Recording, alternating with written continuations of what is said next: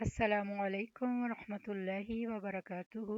آج اللہ کے فضل سے ہمارے دوسرے پارے کا دوسرا لیکچر ہے، اور ویسے یہ لیکچر نمبر 9 ہے، اور اس پارے میں بہت سارے احکامات ہیں، اور اس میں خواتین کے لیے بہت کچھ جاننے کے لیے ہے، اور انشاءاللہ جتنا آپ اس پارے پہ غور کریں گی، اس کو سنیں گی، تو انشاءاللہ آپ کے لیے بہت ہیلپ فل ہوگا عام زندگی میں بھی، اور انشاءاللہ آپ مزید اپنے بچوں کو بھی اس کے لیے گائیڈ کر سکتے ہیں۔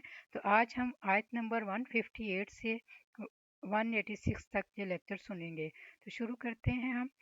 نحمده ونصلي على رسوله الكريم اما بعد فاعوذ بالله من الشيطان الرجيم بسم الله الرحمن الرحيم ربي اشرح لي صدري ويسر لي امري واحلل عقدة من لساني يفقهوا قولي واجعل لي وزيرا من اهلي رب زدني علما رب زدنی علما اللہم فقہنا فی الدین اللہم فقہنا فی الدین اللہم انی اسألک علما نافعا عملا متقبلا ورزقا طیبا آمین ثم آمین۔ اب صبر کی ایک عظیم ترین مثال حضرت ہاجر، جن کو ابراہیم علیہ السلام تنہا مکہ کی بے آب و گیا وادی میں چھوڑ آئے تھے، چھوٹے سے مننے سے بچے کے ساتھ، اور خود چلے گئے تھے صرف اللہ کے حکم سے۔ نہ وہاں کھانا تھا، نہ پانی تھا، نہ کوئی ٹھکانا تھا، نہ کوئی گھر تھا، نہ کوئی دھوپ سے بچنے کی جگہ تھی، اور نہ رات کو سونے کے لیے کوئی بیڈ روم تھا، کچھ بھی نہیں تھا۔ لیکن اس نیک بندی نے اللہ کے حکم سے صبر کیا اور خوشی خوشی وہ دن کاٹے، تنہا بچے کے ساتھ نہیں۔ آج آپ دیکھیں کہ جو سنگل مدرز ہوتی ہیں ان کی زندگی کتنی مزریبل ہو جاتی ہے، صرف یہ سوچ سوچ کے کہ ہمارے ساتھ یہ کیوں ہو گیا۔ لیکن یاد رکھیے ہر چیز کسی حکمت کے تحت ہوتی ہے، کوئی وجہ ہوتی ہے۔ اللہ تعالیٰ زندگی میں آپ کو کچھ دینا چاہ رہے ہوتے ہیں۔ جب کچھ لیا جاتا ہے تو ایسا نہیں صرف لیا جاتا ہے، اس کے بدلے کچھ دیا بھی جاتا ہے۔ ان مع العسر یسرا بھی ہوتا ہے۔ تو اگر کسی پر ایسی کوئی تکلیف آ جائے تو وہ حضرت ہاجر کی کہانی یاد رکھے کہ انہوں نے وہ تنہا وقت کیسے گزارا تھا، انہوں نے بچے کی تربیت کیسے کی تھی۔ آج کی مائیں ہر وقت یہی رونا روتی رہتی، باپ تربیت میں کوئی حصہ نہیں ڈالتا، وہ بچوں کو کچھ نہیں کہتا، سارا کچھ مجھے ہی کرنا پڑتا ہے، مجھے ہی سمجھانا ہوتا ہے، مجھے ان کے ٹینٹرمز دیکھنے ہوتے ہیں۔ نہیں، سارا اجر بھی تو آپ ہی کے لیے ہے۔ لمحے لمحے پر اجر ہے، اس صبر پر، اس تربیت پر، اس تکلیف پر۔ تو جو لوگ اللہ کی خاطر یہ صبر کر جاتے ہیں، پھر اللہ ان کے قدموں کے نشانوں کو بھی یادگار بنا دیتا ہے۔ جس طرح ہاجرہ علیہ السلام کے قدموں کے نشان صفا مروہ میں جو پڑے، آج بڑے بڑے لوگ اس کی پیروی کرتے ہیں۔ فرمایا بے شک صفا اور مروہ اللہ کی نشانیوں میں سے ہیں، تو جو کوئی بیت اللہ کا حج یا عمرہ کرے اس پر کچھ گناہ نہیں کہ ان دونوں کا طواف کرے، اور جو کوئی خوشی سے نیکی کرے تو بے شک اللہ قدردان ہے، خوب علم رکھنے والا ہے۔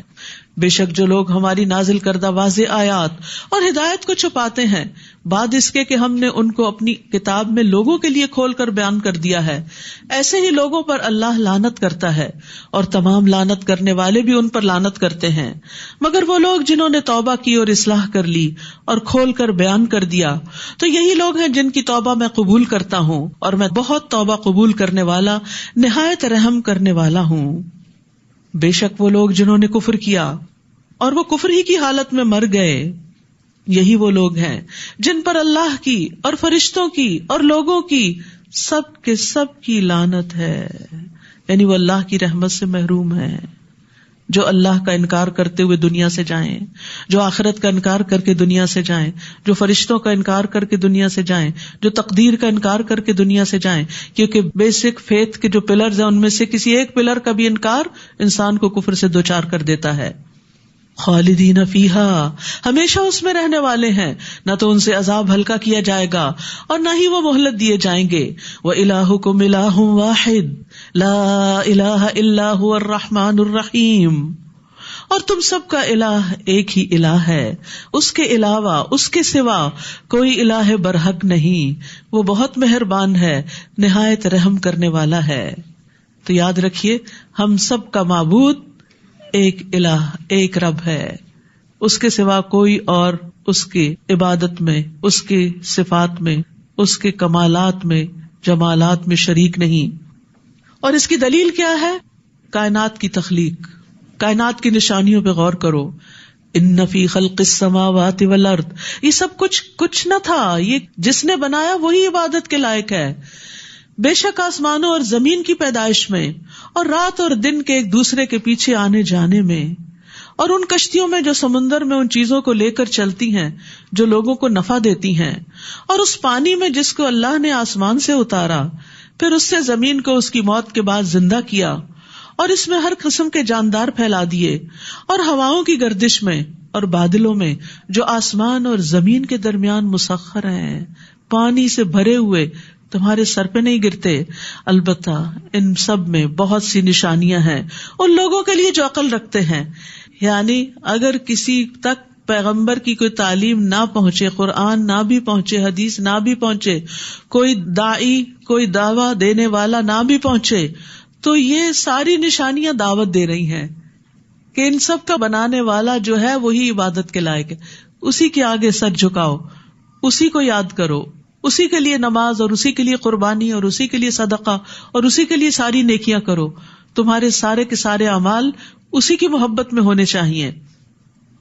اور لوگوں میں سے بعض ایسے ہیں جو اللہ کے سوا دوسروں کو اس کا مد مقابل بنا لیتے ہیں اور ان سے ایسی محبت کرتے ہیں جیسی محبت اللہ سے کرنی چاہیے.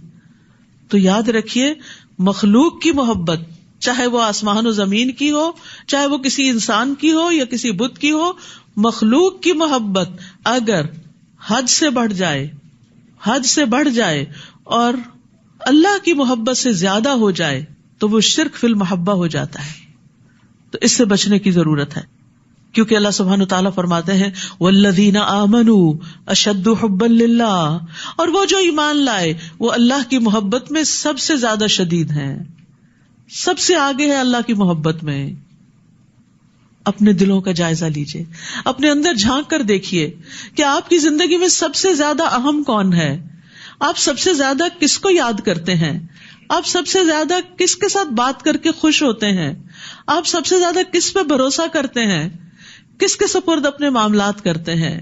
جب آپ پر کوئی تکلیف آتی ہے تو آپ کس کو یاد کرتے ہیں، جب آپ کو کوئی خوشی ملتی ہے تو سب سے پہلے کس کو یاد کرتے ہیں، جب آپ کو کوئی مال ملتا ہے تو سب سے پہلے کس کے لیے نکالتے ہیں، کس کے لیے جمع کرتے ہیں، کس کے لیے صدقہ خیرات کرتے ہیں. تو جس کے لیے آپ یہ سب کچھ کرتے ہیں وہی آپ کا محبوب ہے اور وہی آپ کا معبود ہے. جو سب سے بڑا محبوب ہوتا ہے وہی اصل میں معبود ہوتا ہے. تو اس لیے اگر اللہ کو معبود مانا ہے تو پھر سب سے بڑھ کر محبت بھی اللہ سے ہونی چاہیے. اور پھر جس سے محبت ہوتی ہے اس کے لیے انسان بڑی بڑی قربانیاں کر جاتا ہے، باقی چیزوں کو پیچھے رکھتا ہے، اس کو آگے رکھتا ہے، اس کی پسند ناپسند کو سامنے رکھتا ہے. اور جو ایمان لائے وہ اللہ کی محبت میں سب سے زیادہ شدید ہیں. اور کاش دنیا میں دیکھ لیں وہ لوگ جنہوں نے ظلم کیا، وہ جب عذاب دیکھیں گے کہ قوت ساری کی ساری اللہ ہی کے لیے ہے، اور بے شک اللہ شدید عذاب دینے والا ہے. تو یاد رکھیے، اللہ کی محبت انسان کے اعضاء پر بھی ظاہر ہوتی، انسان کے معاملات پر بھی ظاہر ہوتی، یعنی لوگوں کے ساتھ جب معاملہ کرتا ہے اس میں بھی ظاہر ہوتی، انسان کے سب کاموں میں چھلکتی ہے. یعنی جب انسان کے دل میں اللہ کی محبت آتی ہے تو انسان اللہ کی اطاعت میں بہت محنت کرنے لگتا ہے، اللہ کے دین کی خدمت کے لیے چاقو چوبند ہو جاتا ہے، وہ اللہ کی رضا کو حاصل کرنے کا حریص ہو جاتا ہے. صرف شوق نہیں، حرص ہو جاتی ہے کہ اللہ میرا کسی طرح راضی ہو جائے. وہ اس کے ساتھ سرگوشیاں کرنے میں لذت حاصل کرتا ہے، وہ اللہ کے فیصلوں پر راضی ہو جاتا ہے، اسے اللہ کی ملاقات کا شوق لگ جاتا ہے کہ کب اللہ سے ملاقات ہوگی. اسے اللہ کے ذکر سے انس حاصل ہوتا ہے، اس کے ذکر کے بغیر اس کو وحشت ہونے لگتی ہے. وہ لوگوں سے دور بھاگتا ہے تاکہ تنہائی میں اللہ کو یاد کر سکے. وہ تنہائیوں کو پسند کرتا ہے، اس کے دل سے دنیا کی محبت نکل جاتی ہے، اس کے دل میں ہر اس شخص کی محبت آتی ہے جو اللہ سے محبت کرتا ہے. قدرتی طور پر وہ اس شخص کی طرف کھنچنے لگتا ہے جو اللہ سے محبت کرتا ہے. اس کے دل میں اس کام کی محبت آ جاتی ہے جو اللہ کا پسندیدہ کام ہوتا ہے.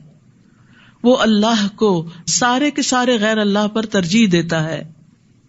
پھر فرمایا استبرأ الذین اتبعوا من الذین اتبعوا، جب بیزار ہو جائیں گے وہ لوگ جن کی پیروی کی گئی ان لوگوں سے جنہوں نے پیروی کی تھی. یعنی جن لوگوں سے وہ شدید محبت کرتے تھے وہ قیامت کے دن بیزاری دکھائیں گے اور وہ عذاب دیکھ لیں گے اور ان کے تعلقات رشتے سب ختم ہو جائیں گے، کوئی کسی کے کام نہ آئے گا. اور جنہوں نے پیروی کی وہ حسرت سے کہیں گے کاش ہمارے لیے ایک بار دنیا میں واپسی ہو، تو جس طرح یہ ہم سے بیزار ہو رہے ہیں ہم بھی اسی طرح ان سے بیزار ہوں. اس طرح اللہ ان کے اعمال ان پر حسرتیں بنا کر انہیں دکھائے گا اور وہ آگ سے نکلنے والے نہیں. یعنی نافرمان لوگ، شرک کرنے والے لوگ، دنیا کی محبت میں غرق اور غیر اللہ کی محبت میں غرق لوگ موت کے وقت بھی حسرت کا شکار ہوں گے اور قبر میں بھی حسرت کا شکار ہوں گے اور آخرت میں تو ہوں گے ہی ہوں گے. اس کے بعد اللہ سبحانہ وتعالیٰ کچھ احکامات دیتے ہیں. سورۃ البقرہ بڑی جامع سورت ہے. حضرت عمر رضی اللہ عنہ نے یہ سورت 12 سال میں پڑھی تھی اور جس دن ان کی سورت مکمل ہوئی تھی انہوں نے ایک بہت بڑا اونٹ ذبح کیا تھا خوشی میں.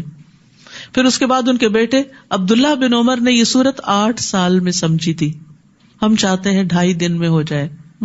چلیے نہ ہونے سے تو بہتر ہے، لیکن انشاءاللہ اس کے بعد ایک طویل عرصہ بھی اس کے ساتھ گزاریں انشاءاللہ، کیونکہ اس میں حلال و حرام بھی ہے اور اس میں عقیدہ بھی ہے اور اخلاق بھی ہے. یعنی دین کی ایک جامع شکل اگر سورۃ البقرہ پڑھ لی جائے تو دین پورا سمجھ میں آ جاتا ہے.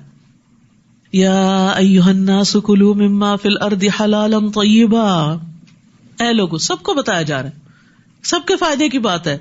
زمین میں جو بھی حلال اور طیب چیزیں ہیں کھاؤ اور شیطان کے قدموں کی پیروی نہ کرو، بے شک وہ تمہارا کھلا دشمن ہے. کھانے کے 2 اصول دے دیے گئے، حلال ہو، طیب ہو، عمدہ ہو، خوش ذائقہ ہو. اور اللہ سے دعا بھی کرنی چاہیے، اللہم انی اسألک علما نافعا ورزقا طیبا وعملا متقبلا، اور اللہم اکفنی بحلالک عن حرامک واغننی بفضلک عمن سواک. پھر فرمایا انما یأمرکم بالسوء والفحشاء، یقیناً وہ تمہیں برائی اور بے حیائی کا حکم دیتا ہے. کون؟ شیطان. اور یہ کہ تم اللہ کے بارے میں ایسی بات کہو جو تم جانتے نہیں ہو. اور جب ان سے کہا جاتا ہے کہ اس کی پیروی کرو جو اللہ نے نازل کیا تو کہتے ہیں نہیں، بلکہ ہم تو اسی کی پیروی کریں گے جس پر ہم نے اپنے باپ دادا کو پایا.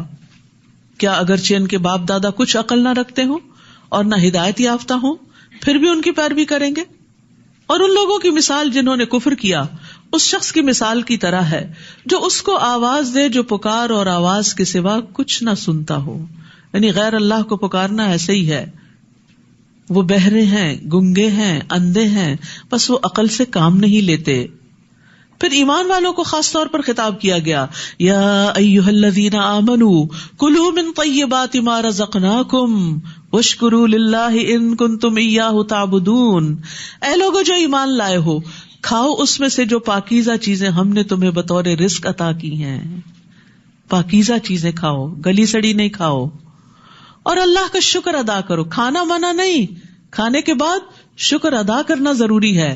اگر تم اسی کی عبادت کرتے ہو تو 2 چیزیں عبادت میں شامل ہو گئیں، طیب کھانا بھی عبادت اور کھا کر شکر ادا کرنا بھی عبادت. عبادت صرف نماز روزہ ہی نہیں، کھانا پینا بھی عبادت ہے. اس نے تو تم پر صرف مردار اور خون اور سور کا گوشت اور جس چیز پر اللہ کے سوا کسی اور کا نام پکارا جائے حرام کر دیا ہے. پھر جو کوئی مجبور کر دیا جائے، نہ چاہنے والا ہو اور نہ حد سے بڑھنے والا. یعنی مجبوری میں اگر کسی کو حرام کھانا پڑا تو وہ حرام کی چاہت رکھنے والا نہ ہو اور نہ ضرورت سے زائد کھائے تو اس پر کوئی گناہ نہیں. بے شک اللہ بہت بخشنے والا، نہایت رحم کرنے والا ہے. بے شک جو لوگ اس چیز کو چھپاتے ہیں جو اللہ نے کتاب میں نازل کی ہے اور اس کے بدلے تھوڑی سی قیمت حاصل کر لیتے ہیں، یہ لوگ اپنے پیٹوں میں محض آگ بھرتے ہیں. ایسے لوگوں سے اللہ قیامت کے دن کلام نہ کرے گا، نہ ان کو گناہوں سے پاک کرے گا، اور ان کے لیے دردناک عذاب ہے. یہی وہ لوگ ہیں جنہوں نے ہدایت کے بدلے گمراہی اور مغفرت کے بدلے عذاب خریدا، بس کتنا صبر ہے ان کا آگ پر. یہ اس لیے کہ بے شک اللہ نے کتاب حق کے ساتھ نازل فرمائی، اور یقیناً جن لوگوں نے اس کتاب میں اختلاف کیا البتہ وہ ضد میں حق سے دور جا پڑے ہیں. پھر فرمایا لیس البر ان تولوا وجوہکم قبل المشرق والمغرب. نیکی کا ایک جامع تصور دے دیا گیا ہے اس آیت میں، اسی لیے اس آیت کو آیت البر کہا جاتا ہے. یعنی اگر آپ جاننا چاہتے ہیں کہ نیکی کے کون کون سے کام ہیں تو اس آیت کو پڑھ لیجئے.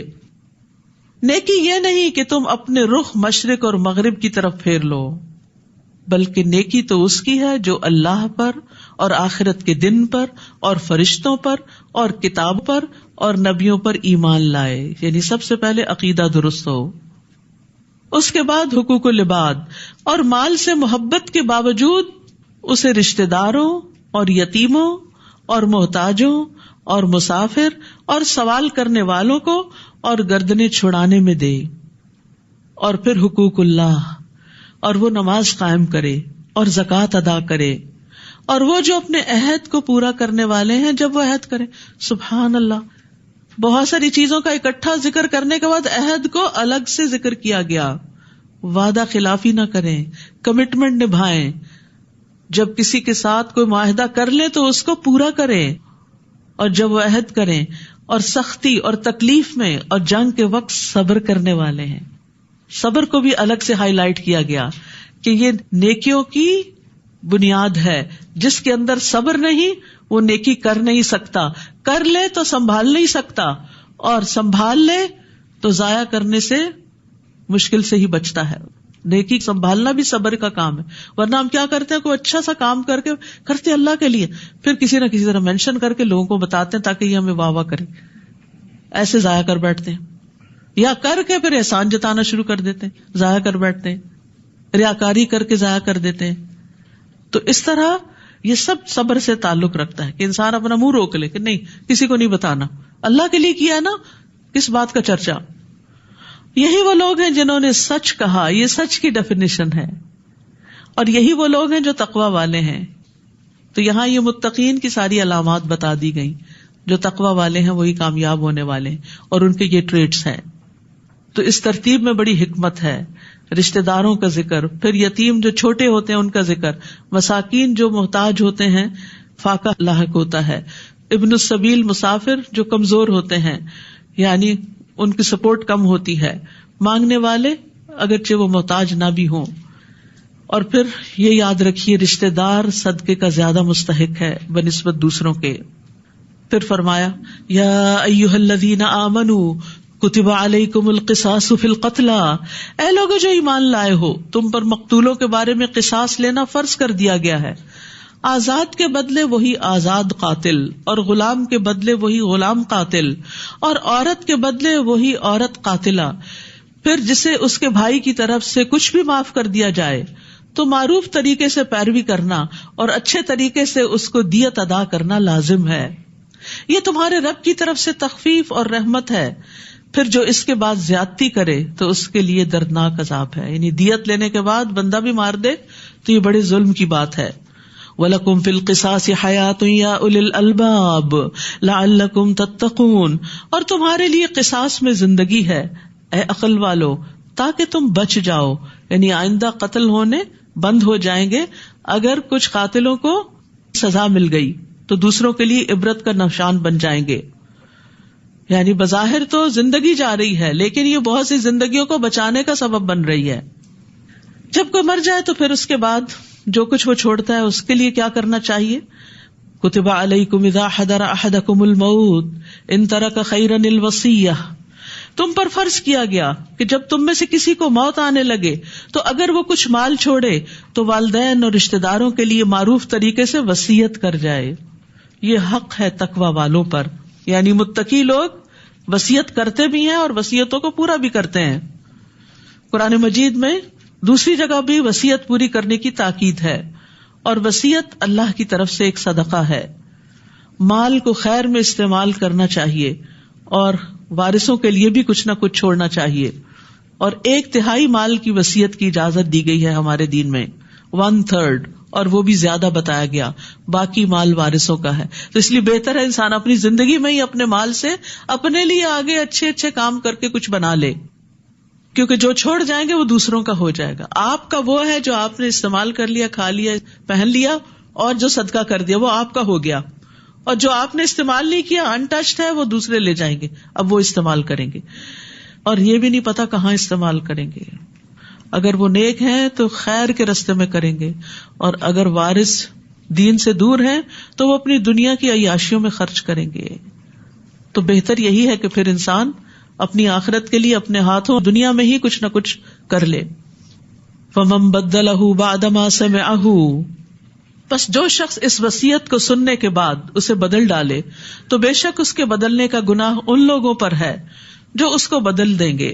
بلا شبہ اللہ بہت سننے والا، بہت جاننے والا ہے. پھر اگر کسی کو وصیت کرنے والے کی طرف سے کسی طرف داری یا گناہ کی وصیت کرنے کا اندیشہ ہو تو وہ ان میں باہم اصلاح کرا دے تو اس پر کچھ گناہ نہیں. بے شک اللہ بے حد بخشنے والا، نہایت رحم کرنے والا ہے. پھر فرمایا یا ایھا الذین آمنوا کتب علیکم الصیام کما کتب علی الذین من قبلکم لعلکم تتقون. اے لوگو جو ایمان لائے ہو، تم پر روزہ رکھنا فرض کر دیا گیا. فرض عبادت ہے جس طرح تم سے پہلے لوگوں پر فرض کیا گیا تھا. کیوں فرض کیا گیا؟ تاکہ تم متقی بن جاؤ، تاکہ تم برے انجام سے بچ جاؤ.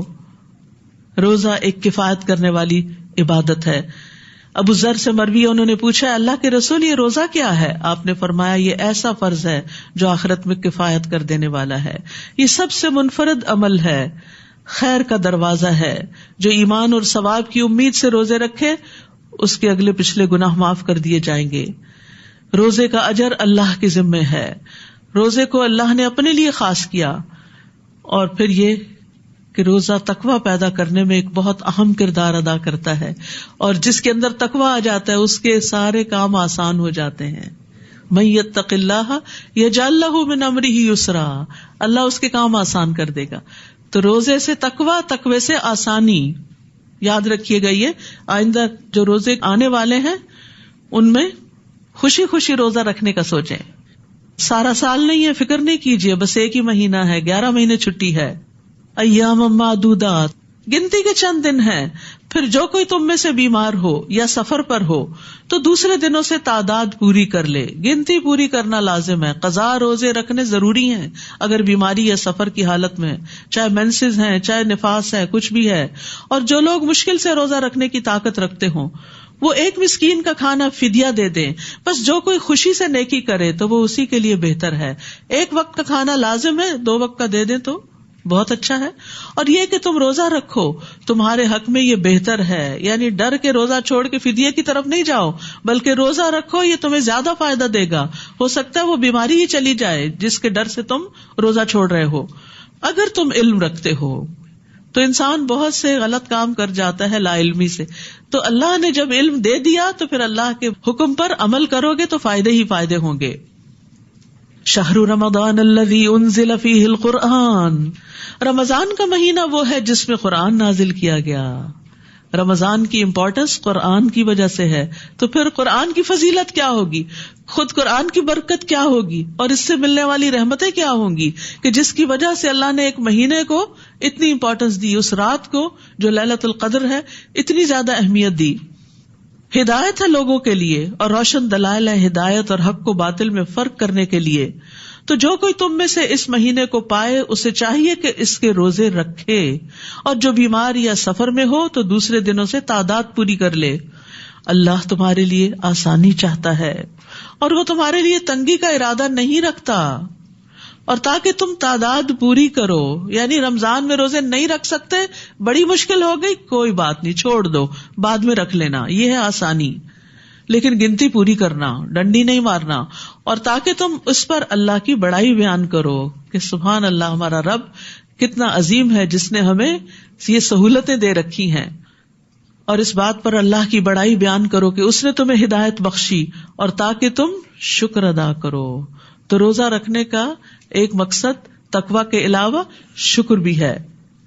رمضان میں ایک اور خاص کام دعا کرنا، لیکن یہ صرف رمضان کے ساتھ خاص نہیں، عام دنوں میں بھی دعا کرنی چاہیے. وَإِذَا سَأَلَكَ عِبَادِي عَنِّي فَإِنِّي قَرِيبٌ أُجِيبُ دَعْوَةَ الدَّاعِ إِذَا دَعَانِ فَلْيَسْتَجِيبُوا لِي وَلْيُؤْمِنُوا بِي لَعَلَّهُمْ يَرْشُدُونَ. اور جب میرے بندے آپ سے میرے بارے میں سوال کریں، اللہ کے بارے میں سوال کریں، کہاں ہے ہمارا رب، قریب ہے کہ دور ہے، کہہ دیجئے بے شک میں قریب ہوں، میں پکارنے والے کی پکار کا جواب دیتا ہوں. سبحان اللہ. جب آپ یا اللہ کہتے ہیں تو اللہ تعالیٰ جواب دیتے ہیں، اللہ تعالیٰ پکار سنتے ہیں، وہ دعا قبول کرتے ہیں. میں پکارنے والے کی پکار کا جواب دیتا ہوں جب بھی وہ مجھے پکارے، جب بھی، جہاں، دیر اینڈ دین، دن ہو، رات ہو، صبح اور شام ہو، اٹھتے بیٹھتے لیٹتے چلتے پھرتے دوڑتے بھاگتے سفر کرتے، گھر میں ہوتے ہوئے، رات کو آدھی رات پہ آنکھ کھل جائے، کسی بھی وقت جب بھی پکارو گے رب تمہاری پکار سنے گا.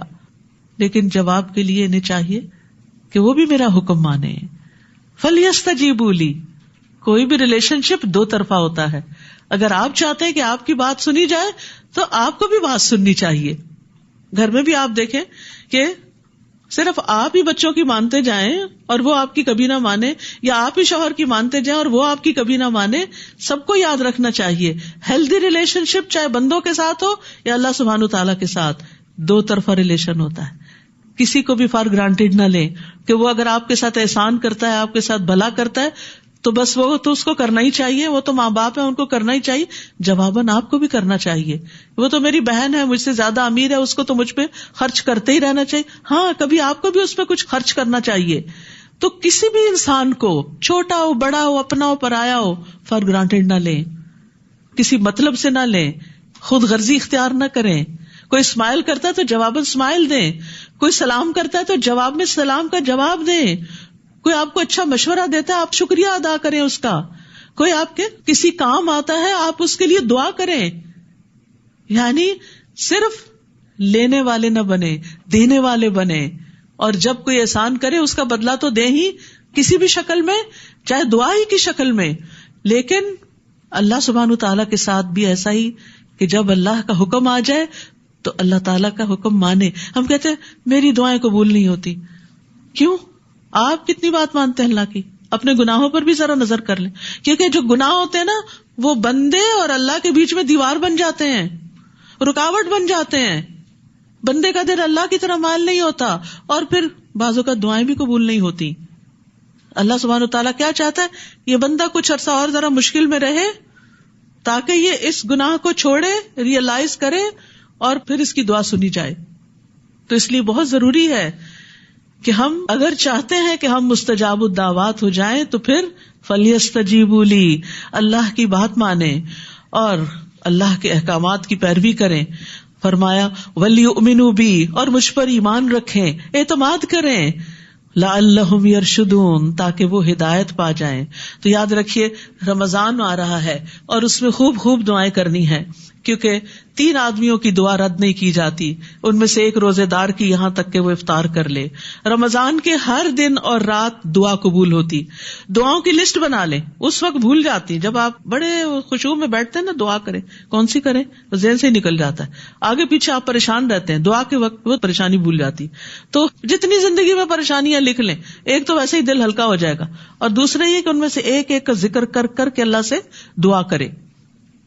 رسول اللہ صلی اللہ علیہ وسلم نے فرمایا بے شک رمضان کے ہر دن اور ہر رات اللہ تبارک و تعالیٰ کی طرف سے کچھ لوگوں کو جہنم سے خلاصی نصیب ہوتی. اللہ سبحانہ و تعالیٰ ہمیں بھی اس میں شامل کر لے. اور ہر دن اور رات میں مسلمان کی ایک دعا ایسی ضرور ہوتی ہے جو قبول ہو جائے.